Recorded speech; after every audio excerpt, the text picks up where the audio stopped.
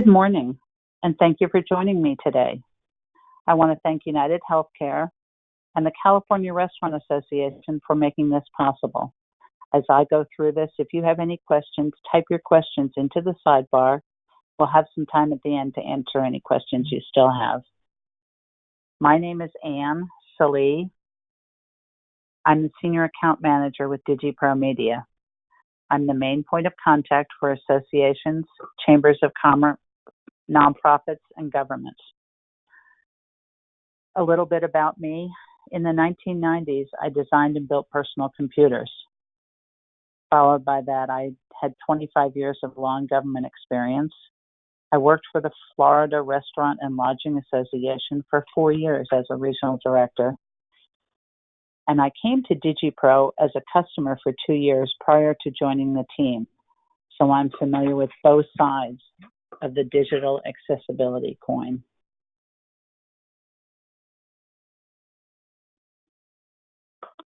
Today's topic is digital accessibility and ADA compliance.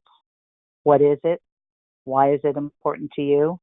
And how can you mitigate your risk? First question, what is accessibility compliance? As you can see on the screen, an accessible website is a website that can be successfully accessed and navigated by anyone regardless of disability or impairment. The major categories of disability are visual, blindness, low vision, color blindness, hearing, deafness or hard of hearing, motor, inability to use a mouse, limited fine motor control, slow response time, or cognitive, learning disabilities, distractibility, inability to remember or focus on large amounts of information. I'm sure you're all familiar with the ADA requirements as they relate to your physical space: wheelchair ramps, door width, grab bars, etc. 29 years ago, the ADA was signed into law, and it prohibits discrimination on the basis of disability in places of public accommodation, which includes restaurants, bars, hotels, retail stores, etc. The law says that you are required to provide auxiliary aids and services to enable anyone equal access regardless of their ability or disability. The only exception is if this would place undue burden, significant difficulty, or expense to comply. Cost alone is not likely enough to satisfy the standard. So how did we get here? The rules require that a business provide aids and services to be accessible. This has been broadly interpreted to include web and mobile sites.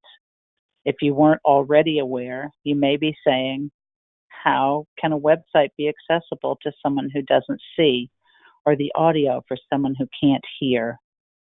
We'll get to that, but first we'll discuss why it matters to your business. Remember drive-by lawsuits where a person with a wheelchair would roll into a restaurant and use the restroom? Since 2000, web accessibility lawsuits have been rolling along through the federal court system, and they continue to pick up speed. Some of the notable cases include AOL, Bank of America, Radio Shack, Rite Aid, the state of Arkansas, Amazon, the state of Texas, Target, the country of Canada, Netflix, Bank of America again, and many, many more. The U.S. Department of Education has been sued 3 times.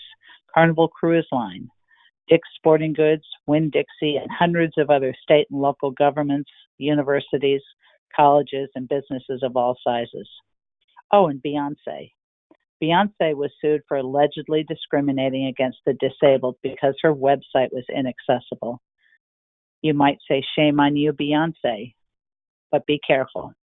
Although these cases involve extremely well-known defendants, served-by lawsuits affect smaller mom-and-pop businesses as well. This group of notable cases makes only a tiny percentage of the web accessibility lawsuits filed in federal courts each year. Attorneys have found this to be an extremely profitable venture. Although suits are filed in the name of a disabled person, federal regulation generally prohibits an individual from claiming damages. So the big winner is the law office, entitled to recoup attorney's fees or the costs of pursuing litigation on behalf of the disabled person. So how does this work? A typical brick and mortar business like yours sells primarily to customers who walk in. Like most businesses, you offer a website to showcase your goods and services or to attract people to come to your business. Lawyers specializing in ADA Title III lawsuits crawl the web or hire the disabled to crawl the web, who later become their plaintiffs, looking for businesses that are non-compliant.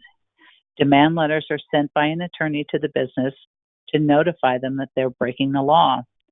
The business owner must now pay to settle the demand letter or pay higher costs to fight the suit. Further, your website must still be updated to satisfy ADA's Title III requirements.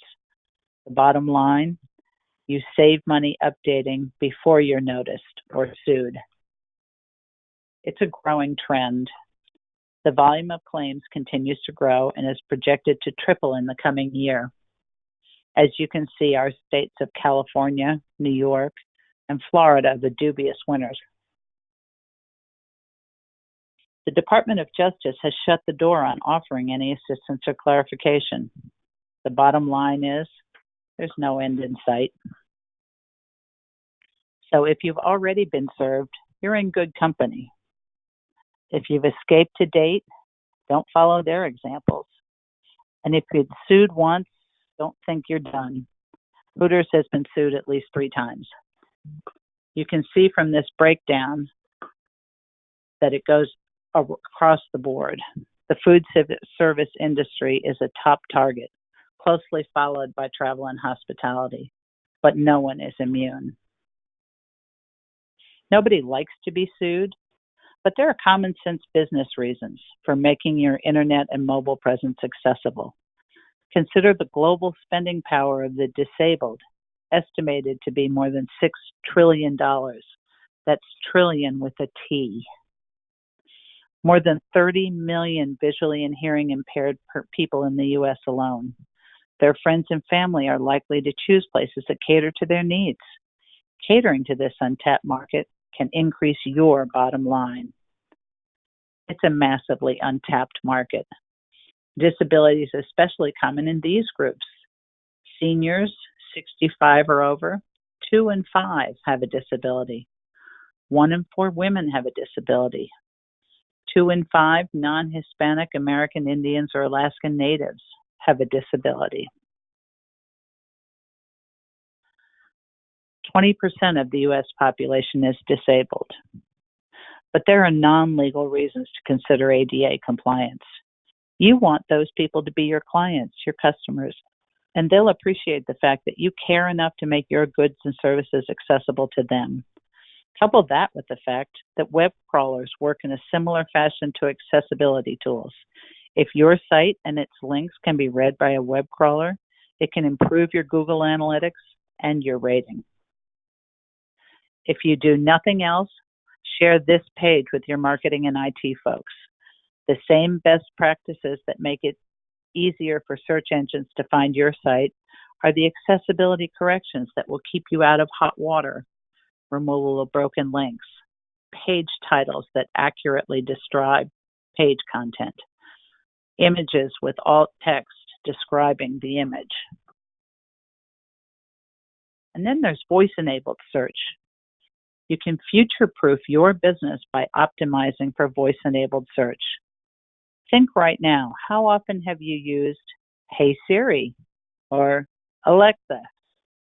As technology comes more into the voice age, you can optimize your site to meet the demands of voice-enabled searches and optimize for voice command queries.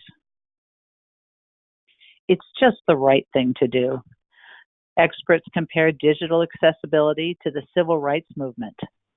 Years from now, we may find ourselves saying, remember when you had to see the internet to find something? At DigiPro, we are deeply committed to making the internet an inclusive place for everyone. A visually impaired person uses a screen reader to access the web. Their reader reads the links out loud on the page, which the person navigates by tabbing through it.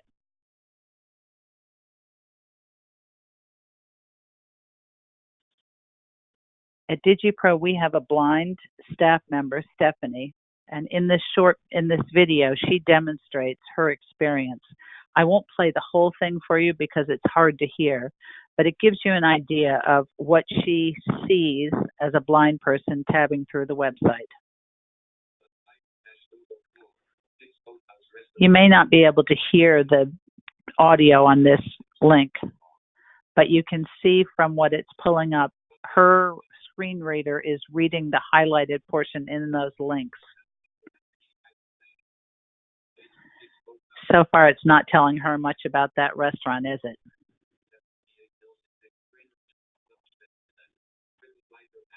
She's tabbing through the links, trying to help find her direction to help her get through. And this is Jamie, our technician, who's videotaping her experience. Now she's hit a PDF, and I'm going to stop it there. There's a PDF posted, and her screen reading software just says it's a PDF. So when your kitchen manager proudly put that list together and posted it as the weekend's brunch specials, all she saw was, this is a PDF. She reaches dead end after dead end and finally gives up. So if you can think of it from her perspective, you're unable to use the menu on the website. You're forced to ask a friend, a family member, or a restaurant staff to read it to you. You've lost your independence in this scenario. You may wish you had stayed at home. And if you're the restaurant owner, you've probably lost this person's business. So what can you do about this? And how can you mitigate the risk?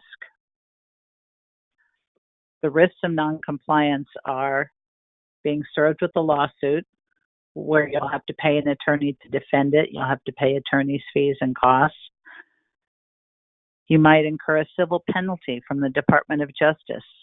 Additionally, in many states, there are additional civil claims with costs that vary from state to state. So are you at risk? Most likely. Most websites don't have the accessibility tools to be totally compliant. So that $65 website that your friend quickly helped you create could suddenly become very expensive. So you're probably wondering how you figure this all out. There are standards and guidelines. The World Wide Web Consortium is a worldwide group that puts together a list of web content accessibility guidelines.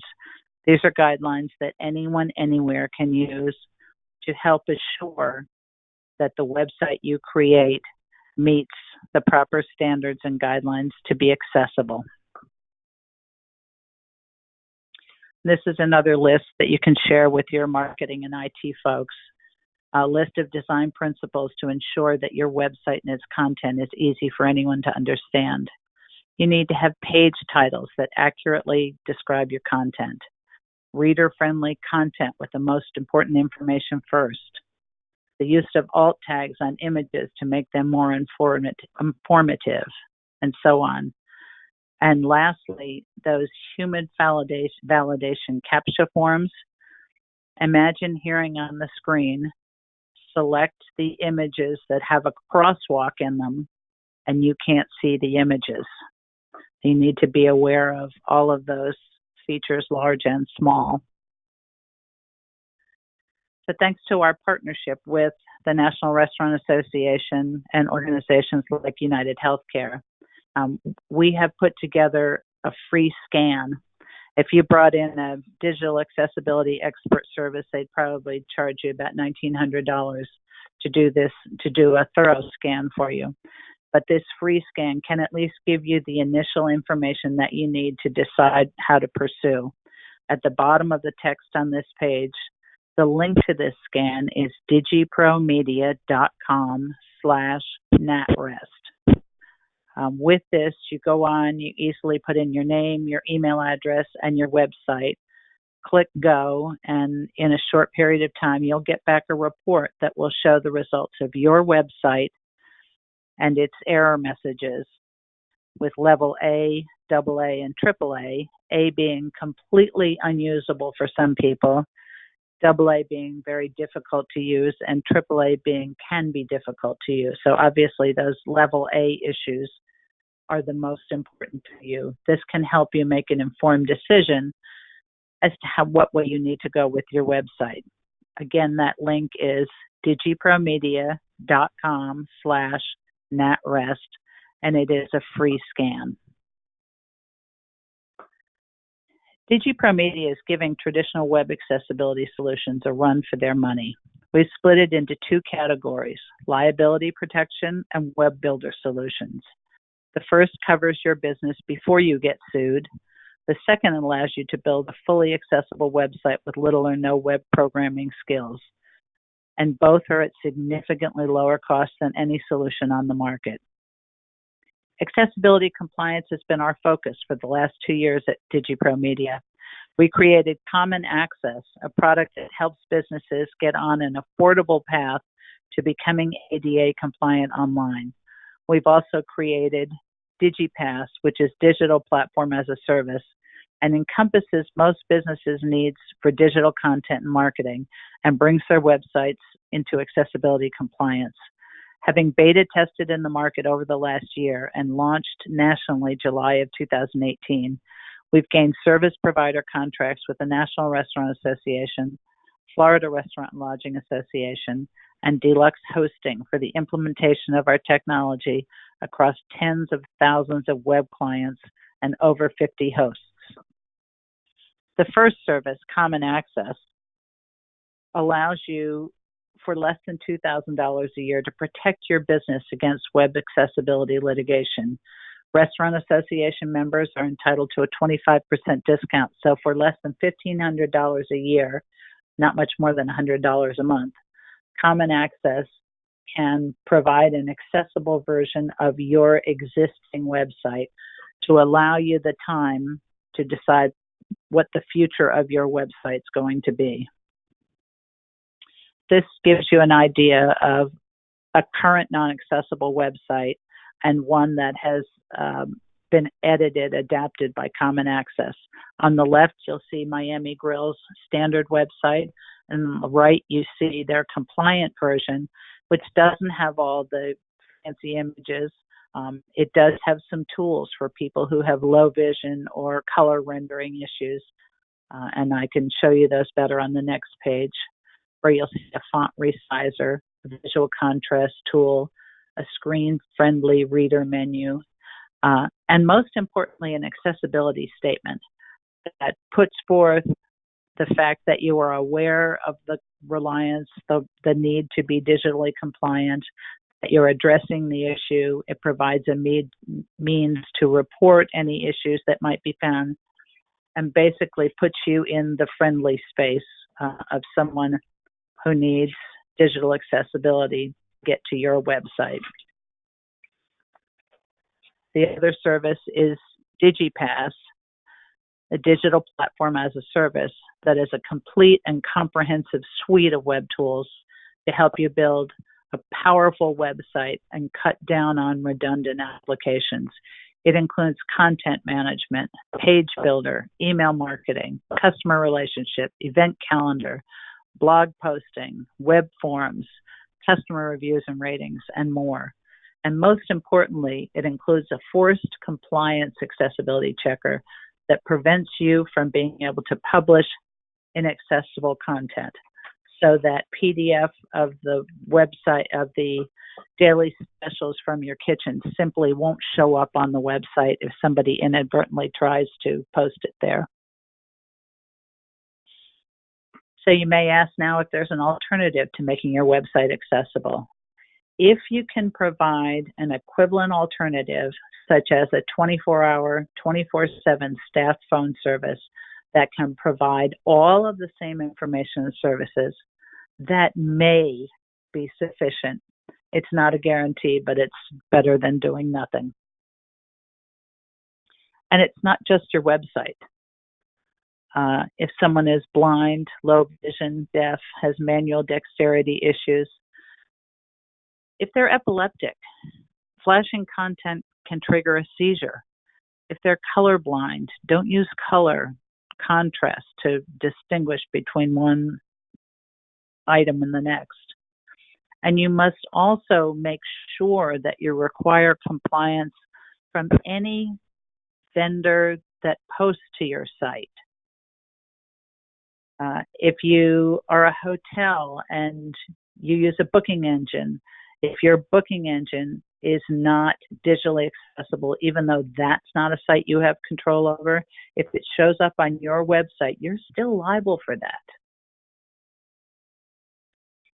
So to recap, how can you avoid litigation?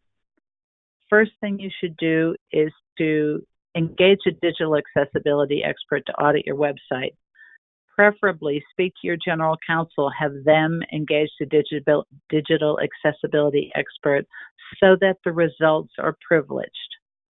Make screen reading and closed captioning a priority on your website and make it a goal to meet the web content accessibility guidelines. Alternatively, establish a 24/7 phone service. Publicize the number on your website and make sure that a screen reader can navigate to and read that number. Now, most important of all is to train your team and audit. Make sure that you're constantly reviewing your website for any errors, and make sure you have an accessible way for users to report any errors that they find. Again, re-audit your website annually, more regularly than probably once a year, and make sure that you do a human audit as well as a mechanical audit. Thank you so much for listening. If you have any questions, we'll address them now. If you'd like to reach out to me afterwards, my email address is Anne, A-N-N-E, @digipromedia.com, and my telephone number is on the screen. I hope this has been helpful to you, and I'm available to answer any questions you may have. Thank you very much.